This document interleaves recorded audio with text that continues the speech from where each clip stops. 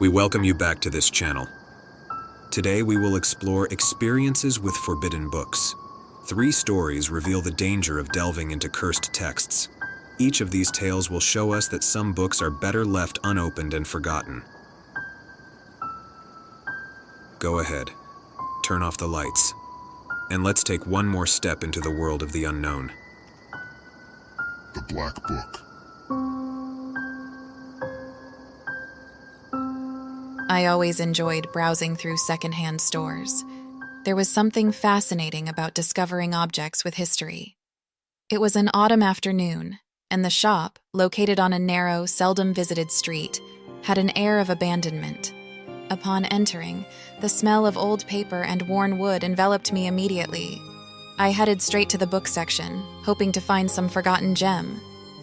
After a few minutes of searching, my eyes settled on a volume with a black binding, with gold letters barely distinguishable due to wear. It had no title on the cover, just a strange symbol engraved in the center. I carefully picked it up and opened it. The pages were yellowed and crunched as I turned them, but the most unsettling thing was that they appeared to be handwritten, with an ancient and elegant script. The shop owner, an elderly man, watched me from behind the counter. When I brought the book to pay for it, he asked in a grave voice if I was sure I wanted to take that book. I nodded, intrigued by his reaction. I paid, eager to get home and uncover the secrets the book contained. That night, in the quiet of my apartment, I settled into my chair and began to read. The content of the book was disturbing. It told the story of a family that had been haunted by a malevolent presence after finding a cursed object. As I read on, I noticed unsettling similarities to my own life. Details like the description of my apartment, my daily routine, even the names of my neighbors were all there, written with terrifying precision. With each page I turned, a sense of unease grew inside me. The book narrated how a presence began to manifest through doors that slammed shut, shadows moving around the house when no one else was present. On the 3rd day of having the book in my possession, I woke up in the middle of the night, feeling a presence in my room. My eyes scanned the dark space until they stopped at a dark figure standing in a corner. It was tall and thin, with a silhouette that seemed human, but its limbs were abnormally long.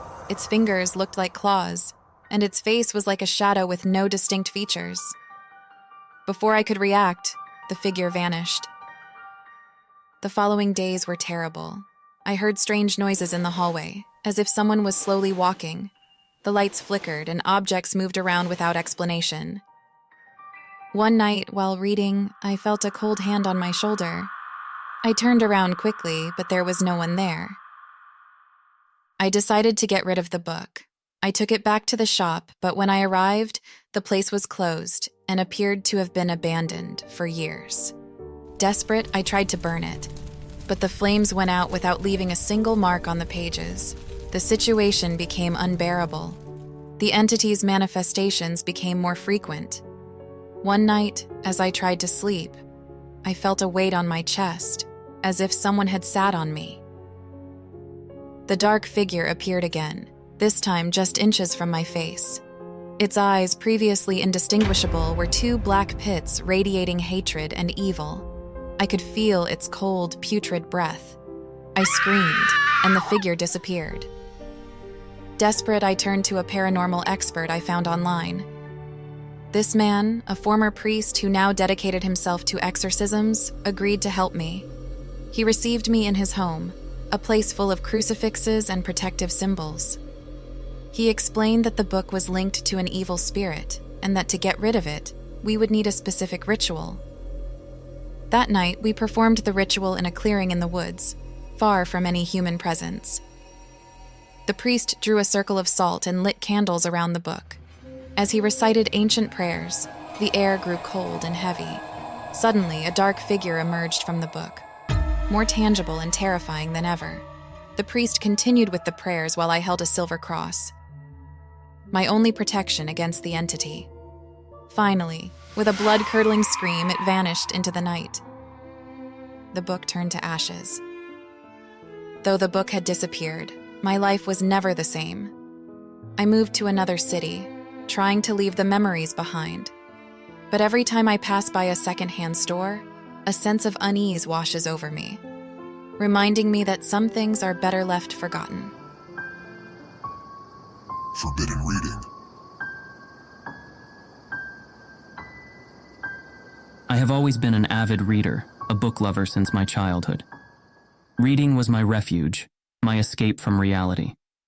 I couldn't resist the temptation whenever I came across a book I didn't know. It was a gray day, with the sky covered in dark clouds that seemed to foretell a storm. I arrived at the town library once again.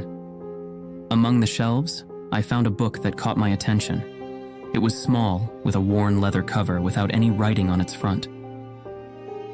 The librarian looked at me seriously when I asked about the book. He told me that if I wanted, I could take it and not return it. He didn't know how it had ended up on the shelves because it wasn't in the records. I decided to take it with me. That night, when I got home, I settled into my bed with the book in my hands. Outside, the rain began to beat heavily against the windows. I felt strangely anxious, as if something dark was looming. When I opened it, the smell of mold and ancient dust invaded my senses. The pages, yellowed, were filled with characters I couldn't identify, but that somehow made me uneasy. On the first page, I found notes in a language I knew very little of, Latin. I decided to try to translate it. I began to read in a low voice. I murmured a phrase in Latin that was written on one of the pages. It was something like, "He who opens this book will move in darkness."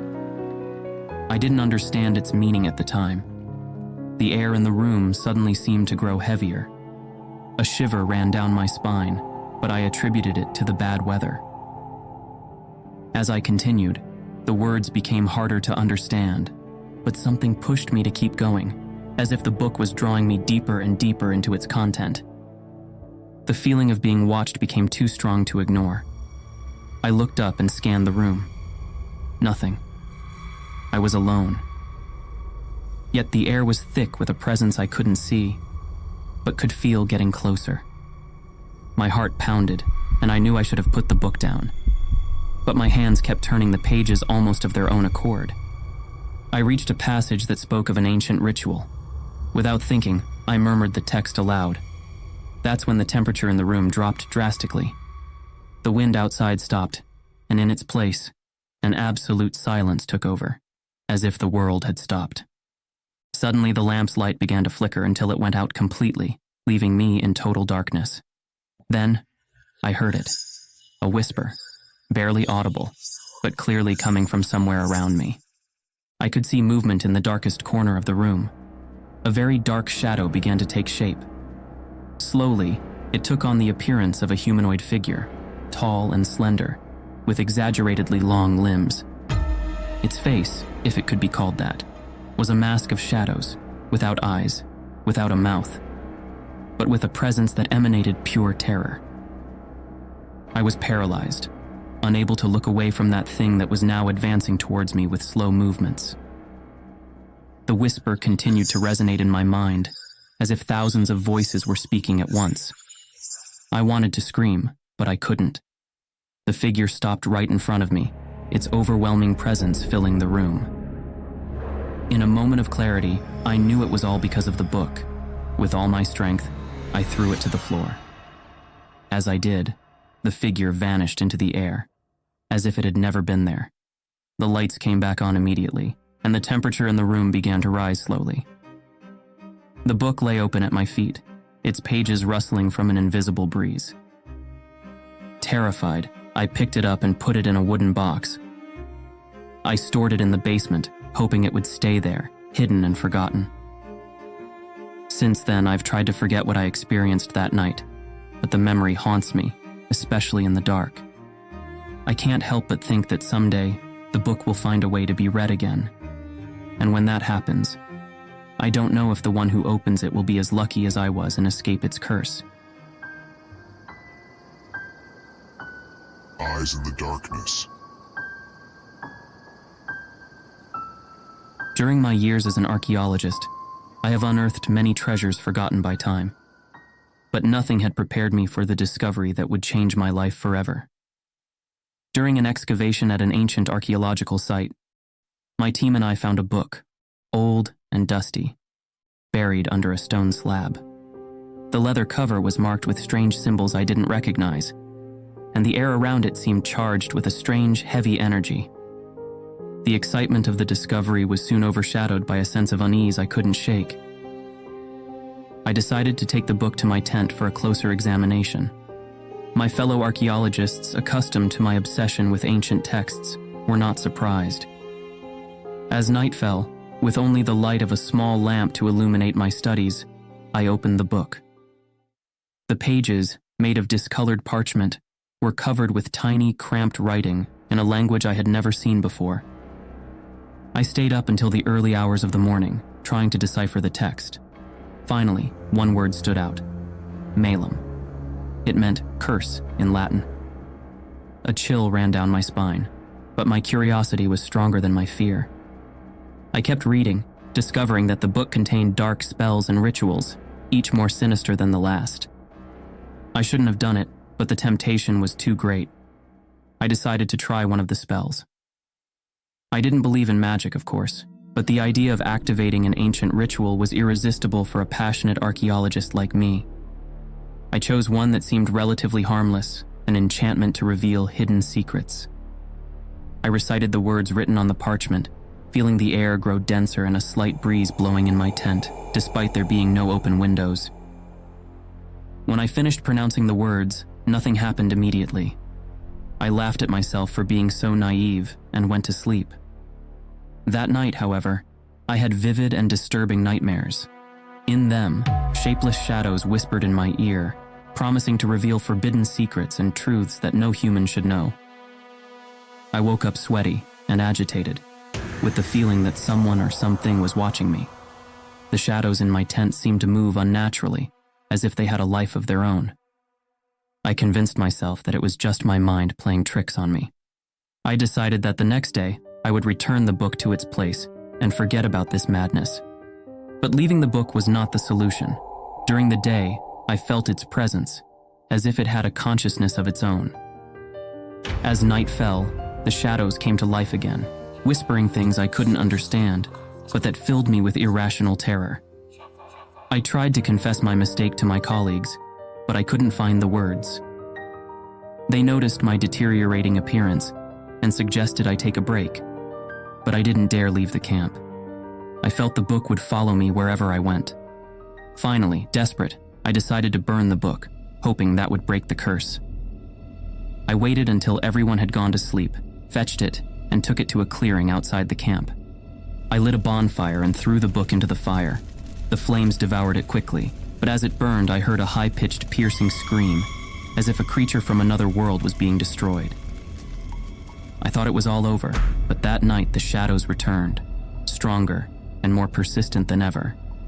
They materialized into vaguely human figures, with glowing eyes that stared at me intently. They didn't speak, but their gazes were enough to freeze my blood. I tried to run, but the shadows surrounded me, closing in until I could see nothing else. The next morning, my colleagues found me unconscious in the clearing, the fire extinguished, and the book reduced to ashes. They took me back to the camp and tried to figure out what had happened, but I couldn't tell them anything. I was too confused and disturbed by what had transpired the night before. Eventually, I abandoned archaeology. I retreated to a life of isolation, trying to escape the memory of the shadows that had haunted me since that night. I feel that I could never fully escape. Sometimes, in the darkness of my home, I feel their eyes on me, and I know those shadows will follow me wherever I go.